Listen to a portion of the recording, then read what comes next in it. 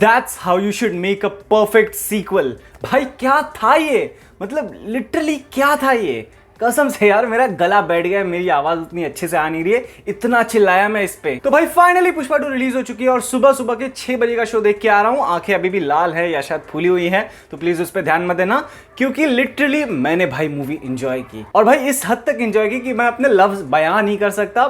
बहुत कुछ है, अच्छे से डिटेल में जितना हो सके अभी मेरे दिमाग में है चीजें, उस पर अच्छे से बात करेंगे। तो सबसे पहले स्पॉइलर फ्री वीडियो होने वाली है, इसलिए ज्यादा कुछ नहीं बताने वाला मैं स्टोरी से रिलेटेड, क्योंकि लिटरली जितना हमें ट्रेलर में बताया गया था ना, उससे लाख गुना ज्यादा हमें मूवी में देखने मिलेगा। मेरी जितनी भी शिकायतें थी ट्रेलर को लेके कि भाई ट्रेलर में ज्यादा कुछ बहुत कुछ मतलब थी, मेरी कुछ शिकायतें थी कि भाई ट्रेलर उतना अच्छा नहीं था, मुझे उतना बहुत ज्यादा कन्विंसिंग फील नहीं हुआ। लेकिन जब इसे मूवी में जिस तरह से भाई सुकुमार ने पुल ऑफ किया है ना, जितने भी सीक्वेंसेस थे, जितने भी फाइट सीक्वेंसेस थे, जितने भी एक्शन सीक्वेंसेस थे, और जो इमोशनल सीक्वेंसेस थे ना, जिस तरह से वो पुल ऑफ किया है ना, दाद देनी पड़ेगी भाई, लिटरली इट्स परफेक्ट। तो एक एक करके सारी चीजों के ऊपर बात करते हैं, जिसमें से सबसे पहली चीज आती है स्टोरी। तो मूवी की स्टोरी कई हद तक अपने पार्ट 1 से लाख गुना ज्यादा बेटर वे में इवॉल्व करती है। जिस तरह से हमें पार्ट 1 में बताया गया था कि पुष्पा अब सिंडिकेट का लीडर बन चुका है, या एक तरह से जितने भी लाल चंदन की चीजें हो रही हैं, जितना भी स्मगलिंग हो रहा है, अब वही सारी चीजें संभाल रहा है। लेकिन पार्ट 2 में ना वो चीजें अब इंटरनेशनल लेवल पे जा चुकी हैं, और जिस तरह से पुष्पा अब इंटरनेशनल लेवल की स्मगलिंग को हैंडल कर रहा है, जिस तरह से चीजों को मैनेज कर रहा है ना, वो मूवी के स्टार्ट से लेके एंडिंग तक हमें दिखाया गया है। इन बिटवीन कई सारे इवेंट्स होते हैं जिसमें हमें पुष्पा का एक्चुअल रूल दिखाया जाता है कि किस तरह से उसके आगे लिटरली कोई नहीं बोल सकता, जिसमें कई बार वो ना अपने इमोशंस के चलते, यानी कि अपनी बाइकों के चलते झुक जाता है, लेकिन फिर दोबारा से जब वो एक अलग रोले में आता है ना, तो लिटरली वो देख के ना मजा आ जाता है। जिसमें मूवी का एक बहुत सही सीक्वेंस है भाई, वो लाजवाब था। अब मैं ज्यादा कुछ नहीं बोलूंगा, पब्लिक समझ ही रहेगी कि मैं किस सॉरी वाले सीक्वेंस की बात कर रहा हूं, लेकिन फिर भी टेंशन मत लो, मैं ज्यादा कुछ रिवील नहीं करने वाला। जहां पे ये सारी चीजों का एक मेन मोटिव रहता है अपनी बाइकों की इच्छा पूरी करना। अब वो क्या इच्छा है, क्या है, वो तुम्हें मूवी देखने के बाद ही समझ में आएगा, लेकिन अगर इससे ज्यादा मैंने कुछ बोला तो वो डेफिनेटली स्पॉइल ही कहलाएगा। तो यहां पे हम लोग स्टोरी का पार्ट रहने देते हैं, अब आते हैं मेन परफॉर्मेंसेस पे, क्योंकि भाई लिटरली अल्लू अर्जुन ने यहाँ पे जो पुल ऑफ किया है ना, जिस तरह से सुकुमार ने उन्हें प्रेजेंट किया है, वो लाजवाब था भाई, लिटरली बवाल था।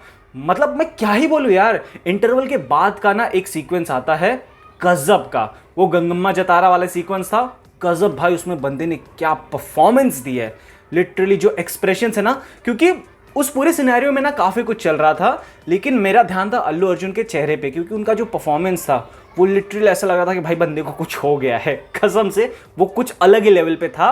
जिसके बाद आती है एंडिंग की फाइट सीक्वेंस, वो तो भाई अलग ही लेवल का था, बहुत जिस तरह से उसे पुल ऑफ किया है ना, मतलब एक लेवल के बाद हमें लगता है कि भाई यहां से बंदा कैसे निकलेगा, यहां से पुष्पाराज कैसे बचाएगा, लेकिन फिर जिस तरह से वो ऑरा निकल के आता है, वो परफॉर्मेंस निकल के आती है, वो एंटायर कोरियोग्राफी निकल के आती है ना, वो एक्शन कोरियोग्राफी निकल के आती है ना, वो कमाल की थी यार। मतलब ऐसी चीजें वहां पे पुल ऑफ की गई है ना, जो एक्सेप्टेबल ही नहीं कि भाई ऐसा हो सकता है। उन चीजों को भी एकदम परफेक्ट बैलेंस के साथ ना मूवी के अंदर रखा गया है भाई, मजा आ जाएगा। लिटरली मैं बोल रहा हूं, एंडिंग में ना तुम्हारा गला खराब हो जाएगा चिल्लाते। ऑन दी अदर हैंड बाकी कैरेक्टर्स की अगर बात की जाए ना, तो रश्मिका का कैरेक्टर भी बहुत ज्यादा इंपॉर्टेंट फील होता है, क्योंकि एक पूरा सीक्वेंस दिया गया है बंदी को, जिसमें उसके कैरेक्टर की क्या वैल्यू है वो बताई गई है। क्योंकि अगर तुम पार्ट 1 में देखोगे ना, तो जिस तरह से पुष्पा बस एक चीज के लिए कतराता है, दुखी हो जाता है, वो है उसका सरनेम। जब भी उसका बड़ा भाई उसे नकारता है या उसकी बेइज्जती करता है, तो उस टाइम पे ना कोई भी उसके लिए स्टैंड लेने वाला नहीं दिखता।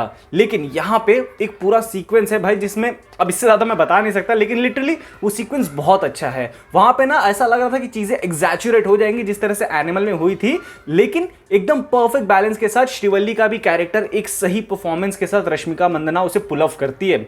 मजा आ गया था भाई वो देख के। नेक्स्ट कैरेक्टर की अगर बात की जाए ना, तो वो है फहद फाजिल।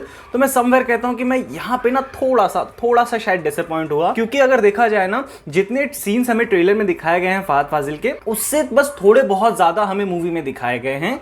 तो अगर जो लोग फहद फाजिल की वो एपिक परफॉर्मेंस, उसमें भी भाई बंदे ने बहुत अच्छी परफॉर्मेंस दी है, कुछ सीन्स में तो बहुत ही एपिक परफॉर्मेंस दी है भाई बंदे ने। तो अगर मैं मूवी की बात करूं ना, तो जितने ट्रेलर में हमें चीजें दिखाई गई हैं, उससे बस थोड़ी चीजें बहुत ज्यादा है। जहां पे अगर कुछ लोग फहद फाजिल की वो एपिक एक्टिंग या कोई एकदम लार्जर देन लाइफ चीजें देखने की एक्सपेक्टेशन से जा रहे हैं ना, तो वहां पे तुम लोग शायद अपने आप को थोड़ा सा संभाल लो, क्योंकि ज्यादा कुछ देखने नहीं मिलेगा फहद फाजिल के कैरेक्टर को लेके। जहां पे इसी के साथ अगर मूवी के गानों के ऊपर बात की जाए, क्योंकि एट फर्स्ट ना सबसे शुरुआत में सबसे ज्यादा प्रॉब्लम गाने को ही लेके आई थी, क्योंकि कई सारे गाने मूवी के जितने भी प्रमोशनल मटेरियल निकले थे ना, यानी कि जितने भी गाने निकले थे वो किसी को भी पसंद नहीं आए थे। इन शॉर्ट मुझे भी नहीं पसंद आए थे भाई, मैं भी एकदम, मुझे तो बहुत ही बेकार लगे थे।